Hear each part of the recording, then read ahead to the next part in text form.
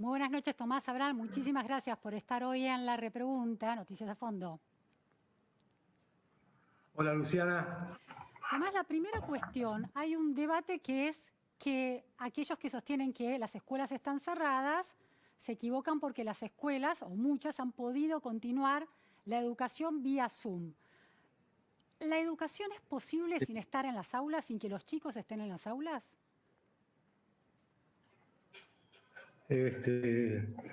Sí, bueno, ¿qué pasó este año? Este año hubo algunas escuelas en las que, especialmente las escuelas privadas, algunas, había 2 Zooms por día. Por ejemplo, es el caso de mi nieto. 2 Zooms por día.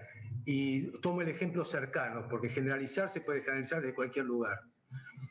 En ese caso, creo que el aprendizaje estuvo activo 2 veces por día en las siguientes condiciones. Una madre que le sopla la nuca para que esté ahí. Un chico que le gusta la tecnología, por lo tanto, estudiar por Zoom le da placer. Y son condiciones excepcionales. Entonces, ahora, ¿todas las condiciones son excepcionales? Bueno, son sin duda singulares. Se puede enseñar por Zoom, pero no solo por Zoom, porque por muchos motivos.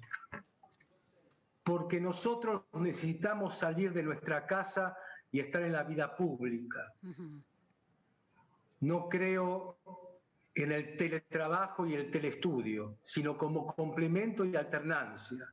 Pero fundamentalmente la tridimensionalidad es fundamental, el cuerpo fundamental, la relación con los otros. Si tomamos franjas de edades, ni hablar de los chicos, ni hablar de los chicos necesitan jugar, no solamente estudiar, necesitan jugar y se juega con los otros.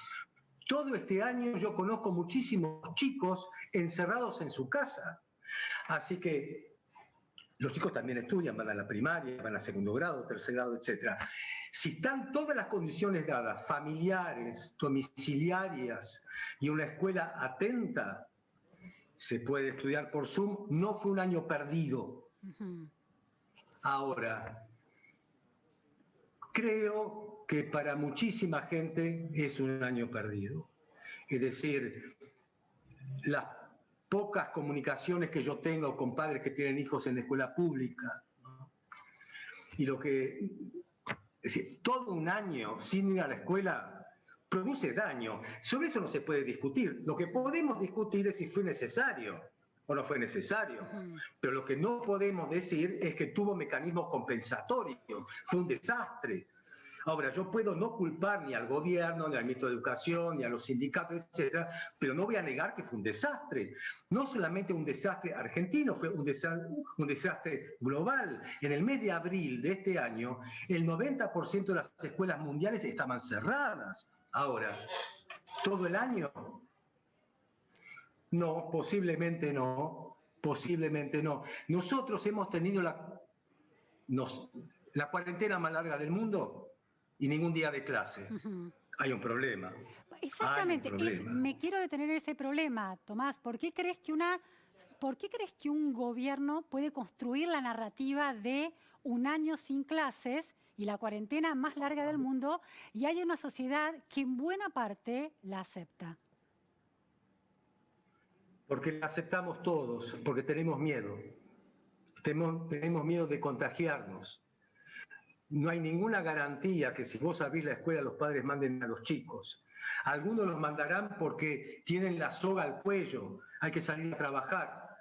Pero aquel que tiene una familia, un matrimonio clásico, clase media, se abre la escuela, no sé si manda a los chicos.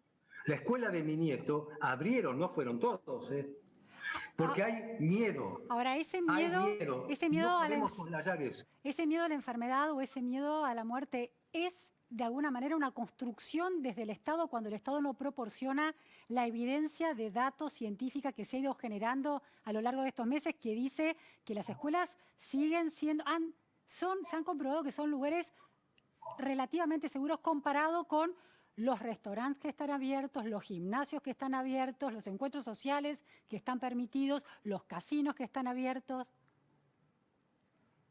Yo, si se abre la escuela, digamos, yo tengo la responsabilidad, ¿no? Yo, no mi hija, digamos, no lo mando.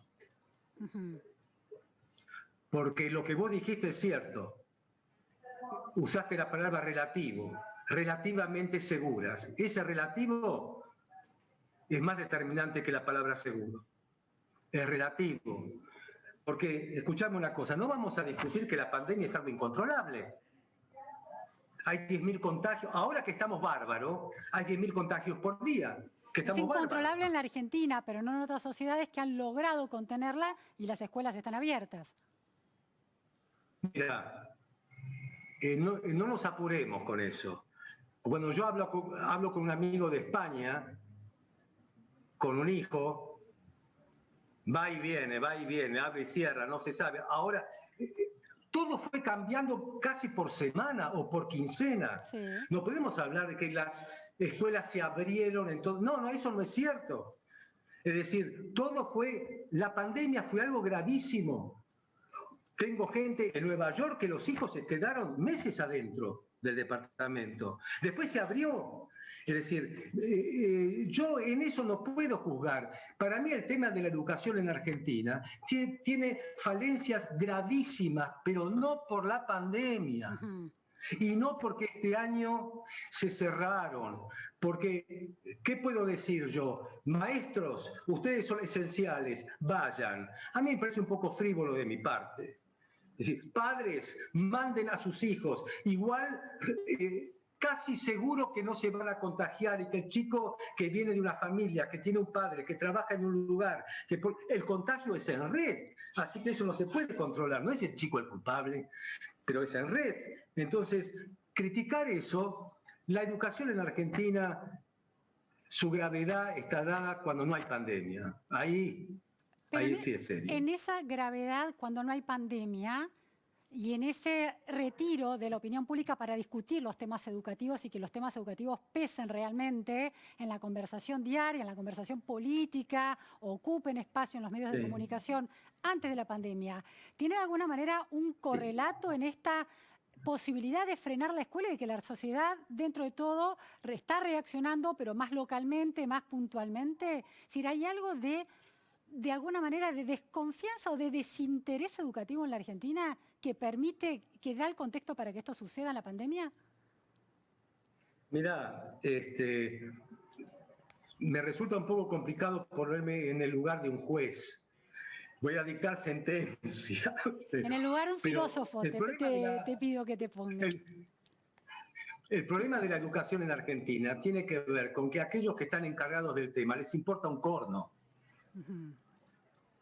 Ese es el problema. Que cuando se empieza... Porque hablar de educación creo que más o menos 15 horas por día. Eso significa algo, que no van a hacer absolutamente nada, porque hay un tema de la formación docente, hay un tema de la calidad, hay un tema que tiene que ver con el mérito. Si el presidente de la República dice que la meritocracia, y le pone esa palabra insultante, meritocracia, ¿de qué estamos hablando? Eso viene de arriba para abajo. Es decir, aquel que quiere hacer algo bien, a nadie le importa. A nadie le importa, porque vos si haces algo bien, estás haciendo daño al que no lo hizo tan bien. Hay que tener una mentalidad muy especial para eso. Es decir, yo soy profesor desde hace 40 años. Si hay un estudiante, ¿no?, que entregan las pruebas, hay uno que la hizo realmente muy bien. No le voy a decir, vos le hiciste muy bien, porque no se debe, porque es un mérito eso. Entonces, ¿qué voy a hacer? Recibo todas las pruebas, le digo a todo el aula, la verdad, me entregaron las pruebas y está muy bien que sean ustedes muy buenos compañeros, por ejemplo. Después se van todos y el que me hizo la prueba bien lo llamo aparte y digo, escuchame, Nicolás, hiciste un muy buen trabajo, pero no lo puedo decir en clase porque a la gente le molesta. Entonces, que quede entre nosotros esto. Bueno, si esa mentalidad baja de arriba, Richard Sennett, el sociólogo, muy buen sociólogo estadounidense, Sí, sí. dijo una frase que para mí es un ícono, es un emblema. Hacer algo bien nos hace bien. Hacer algo bien nos hace bien. Entonces, aquel que no lo hace bien, no lo voy a castigar, no voy a ir con un palo, no soy un verdugo, lo voy a ayudar. La institución escolar tiene muchos recursos para poder ayudar a aquel que no puede hacerlo por X motivo, porque la mamá es mala, porque la abuela se enfermó, porque es pobre, porque no se pudo comprar un libro. Hay mil cosas que no solamente tienen que ver con la pobreza, que hacen que un alumno, un estudiante, tenga que hacer un esfuerzo mayor. Uno no lo va a castigar por eso, pero no reconocer la labor de alguien. ¿Me puede decir algún señor o señora que cree que nuestra vida, nuestro universo laboral y general no nos reconocemos? Es decir, si vos haces un buen programa, nadie te puede decir nada por si acaso. No, hiciste un buen programa. Necesitamos reconocerse, pero hay mucha gente que no lo necesita. Los políticos, porque los políticos son como la farándula, buscan rating, tienen asesores de imagen, mienten, lo único que le importa es la cosmética, dicen una cosa por otra para ver si pueden enganchar a alguien. ¿Cuál es el mérito? Ese es el mérito, la imagen y todo ese tipo de cosas. Entonces, si viene de arriba, de un señor que es el presidente de la República, que nos representa a todos y que está ahí por mérito, entre comillas, que diga meritocracia. Es decir, la palabra democracia está bien, la palabra meritocracia es un insulto. Cualquiera que hace una labor necesita de su prójimo, porque no la hace para sí, la hace desde sí, para sí, pero se la entrega a otro, y ese otro no puede ser totalmente indiferente. Si hay todo eso, y si lo más importante es la militancia, ser buen compañero, la lucha por acá, la lucha por allá, que eso forma parte de una formación, pero uno va a la escuela, va al aula, sacrosanta aula, ¿no? Va al aula, va a la escuela para aprender y para estudiar porque es algo extraordinario. Una sola cosa, yo no sé si la gente conoce la historia de Malala. Malala, la pakistaní, premio Nobel de la Paz a los 17 años. A los 15 años, y no es para dar un ejemplo martirológico, aunque abundan los que usan otros, pero a los 15 años Malala, de Pakistán, le dieron un disparo en la cara porque quería estudiar, porque estaba en la comunidad talibán. En la cara, estuvo en terapia intensiva no sé cuánto tiempo, y Malala siguió adelante porque quería estudiar, o sea, las mujeres que pudieran estudiar. Y esta frase de Malala es como la de Sennett: yo quiero estudiar. ¿Qué necesitas?, le pregunta el periodista. Un piso, no dijo una mesa, un piso, un papel, un lápiz y un maestro. 4 cosas, o maestra, 4. Entonces yo digo una cosa, eso es elemental, estudiar, ir a la escuela para aprender. Tomás. Y dejarse todos lugares comunes que dicen, se acabó la enseñanza en la que el maestro sabe todo y el alumno no sabe nada, basta de lugares comunes estúpidos. Eso no, el maestro nunca supo todo, jamás, y el alumno siempre supo sus cosas, se trata de otra cosa. Hay mucha demagogia cuando se habla de educación. Tomás, tengo esta pregunta. Hemos visto a los adolescentes en los últimos años conmovidos por algunas causas sociales, por ejemplo, la legalización del aborto, tomando escuelas, tomando la calle, expresándose con enorme felicidad y con enorme vitalidad en pos de esa causa. No vemos esa reacción solicitando, reclamando de alguna manera al gobierno el regreso a clases. Por supuesto que las circunstancias que atraviesa también la adolescencia bajo pandemia son preocupantes, hay índices de depresión muy agudos. Hay experiencias en otros países de chicos que se sientan en la puerta de las escuelas a reclamar con sus cuadernos, a estudiar en las escalinatas de las escuelas como una manera de demostrar que quieren volver. ¿Por qué crees que los estudiantes de secundaria en la Argentina no están motivados para expresar esa vitalidad por el derecho a la educación? Mira, escuchame una cosa. Fui joven en alguna época, entonces yo también ocupaba la facultad y realmente nunca salía a la calle diciendo quiero estudiar. Lo que pasa es que me gustaba estudiar, pero no, eso no, yo no voy a pedir que los chicos salgan a la calle pidiendo estudiar y demás, y fundamentalmente porque a nadie le importa. Para mí el problema es de los adultos, no es de los chicos. No es de los chicos. Es de nosotros y de los que me siguen también. Sí. Es decir, la generación de 70, de 50, de 60, etcétera.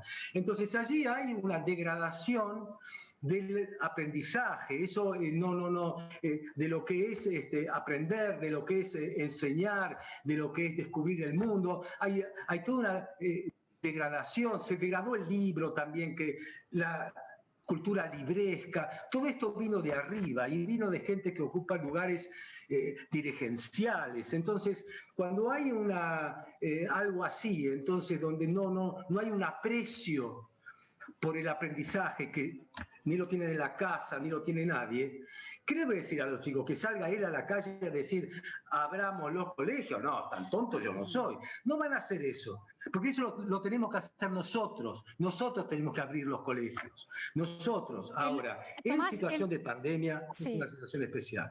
En nosotros adultos puede estar de alguna manera compartimentado, quiere decir, hay adultos que tienen más responsabilidad que el otro, por ejemplo, los gremios docentes. ¿Cómo ves el modo en que se plantan ante los problemas educativos?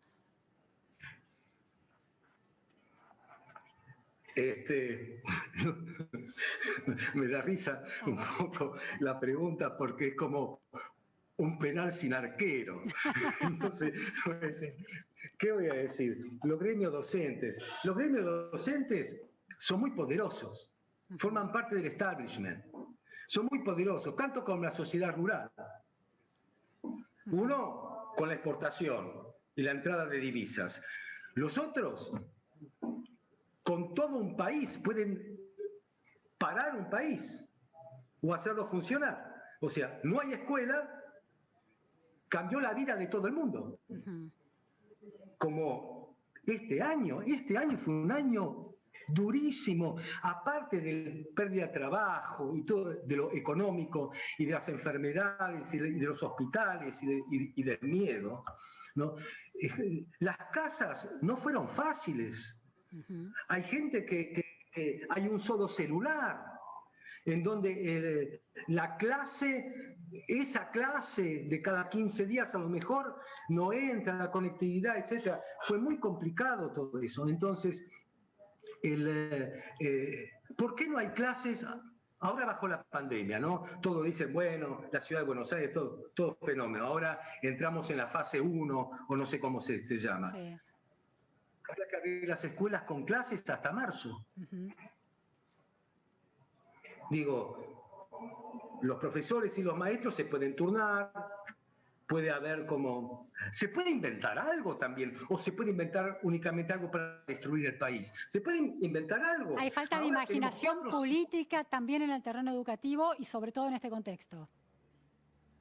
Pero se puede inventar algo para los próximos 4 o 5 meses, pero desde el lunes, para que haya clases.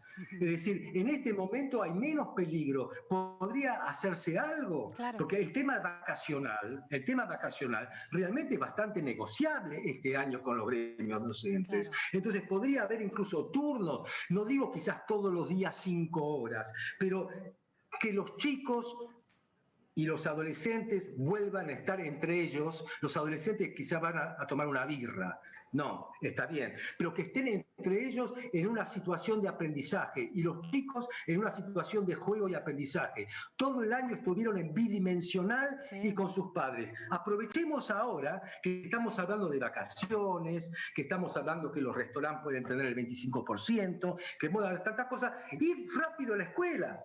Yo no digo que acá tenga que haber alguien como Merkel, ¿no? Que dice, lo primero las escuelas.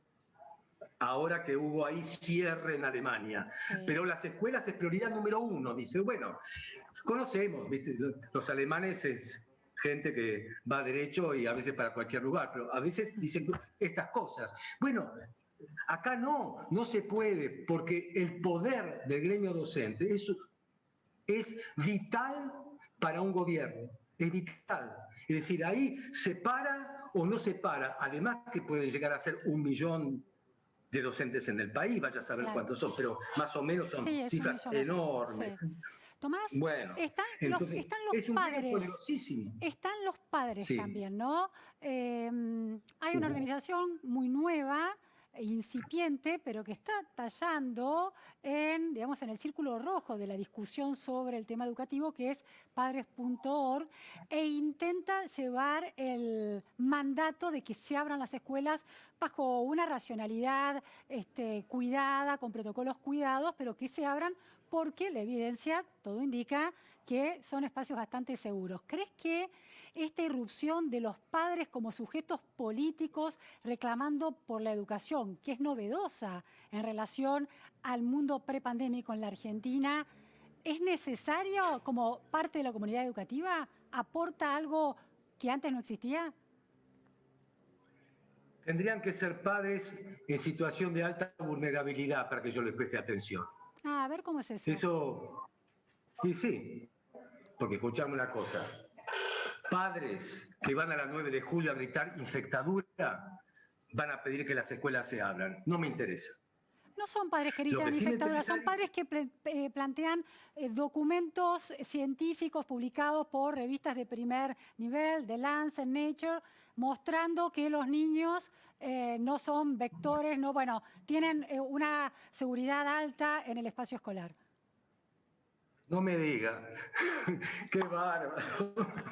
Porque, mirá, a ver, esa ironía, padres... ¿a qué se refiere? No, quiero decir, escúchame, teorías científicas sobre la pandemia, la verdad, trato de no escuchar ninguna, porque son delirios. Que no me vengan a decir a mí que los chicos no son, que sí son, que no son, que el barbijo, que no barbijo, etcétera. Tenemos que cuidarnos. No tenemos una vida normal. Yo no tengo una vida normal, ¿entendés? No tengo una vida normal. No veo a un amigo hace un año, ¿entendés? No tengo una vida... Está bien, soy viejo, pero escuchame una cosa, salgo a la calle y la gente está con barbijo. Eso no es normal. Entonces, no estamos en una vida normal, que no empiecen a decir que los chicos no son agentes o sí son agentes. Eso es una irresponsabilidad. Y si los digo con la infectadura, porque es el mismo tipo de gente, ¿entendés? Hay que tener mucho cuidado con esas cosas. Nosotros tuvimos una cuarentena que fue a trasmano, cuando en los países del primer mundo le quedaba 3 meses de clase, a nosotros nos quedaba 8. Entonces, la verdad, nacimos mal en Extremo Sur, nos agarró mal. Entonces, yo creo que también podrían haber inventado algo, pero no se puede inventar nada, justamente porque hay poderes. Y ahora, vuelvo a repetir, ¿por qué no hay clases ahora? Bueno, pero estos padres piden clases ahora. ¿No crees que es bueno que los padres empiecen a tallar en el debate público? No existía esa voz en la Argentina educativa. Yo no sé si los padres, para eso tendría que hablar con esos padres. No sé qué padres son, porque no todos los padres son iguales y no todos los padres lo piden con la misma intención. Porque la verdad, en la sociedad argentina, la grieta produjo pequeñas cabecitas ideológicas, ¿entendés? Entonces eso destruyó más la educación que la pandemia, porque eso ya viene de antes. Entonces, de repente, ¿para dónde agarra cada uno? Entonces hay uno que, como yo he escuchado decir, qué bueno que fue este periodo, porque enseñó tanto, los chicos enseñaron a los padres muchísimas cuestiones que tienen que ver con lo digital, aprendimos mucho, los chicos, bueno, ¿por qué? Y porque es kirchnerista, entonces me la vende así, ¿viste? Entonces, yo las declaraciones anónimas en general llamadas padres, madres, alumnos. No, no, no, eso no. A mí, lamentablemente, lo que me importa es lo que yo pienso. Y yo lo que yo pienso es que podrían intentar abrir las escuelas. La verdad que sí, porque tenemos 4 meses en que no todo el mundo tanto se preocupan por los chicos de la conectividad, no conectividad. No todo el mundo se va a ir a Mar del Plata, Piramar, Miramar, etcétera, porque la verdad que no está para irse a la ruta, incluso el que tiene la plata para pagarse un peaje.